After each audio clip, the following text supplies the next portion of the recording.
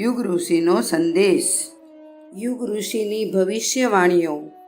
પ્રતિભાઓનો એક નવો વર્ગ પેદા થશે.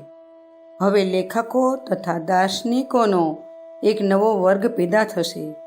તે પોતાની પ્રતિભાના બળે એકલા જ વિચારવાનો અને લખવાનો પ્રયત્ન કરશે.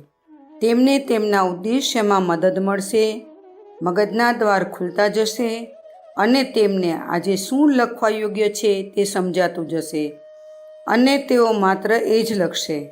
શું શ્રીમંત લોકોની મદદ વગર આજના પુસ્તક વિક્રેતાઓની તગડો નફો મેળવવાની માગણી પૂરી કર્યા વગર એવું થઈ શકે ખરું કે લોકો માટે ઉપયોગી લોકસાહિત્ય પડતર કિંમતે છપાય અને ઘેર ઘેર લોકો સુધી પહોંચી શકે? મને વિશ્વાસ છે કે આ કામ અશક્ય નથી. સમય પોતાની જરૂરિયાત પૂરી કરવા માટે રસ્તો શોધી કાઢશે અને છવાયેલા અંધકારમાં કોઈ ચમકતા તારાનો પ્રકાશ દૃષ્ટિગોચર થશે.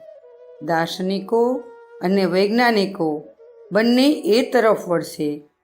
એ બંને ખાણોમાંથી એવા નવરત્નો નીકળશે જે ગૂંચવાયેલી સમસ્યાઓને ઉકેલવામાં આશ્ચર્યજનક ફાળો આપે. આવી પરિસ્થિતિઓ પેદા કરવામાં મારો ફાળો હશે. ભલે પછી એ પરોક્ષ હોવાના કારણે લોકો તેને અત્યારે જોઈ કે સમજી ના શકે. અખંડ જ્યોતિ, જુલાઈ 1984, પેજ નંબર 19. સંદર્ભ ગ્રંથ યુગ ઋષિનો સંદેશ.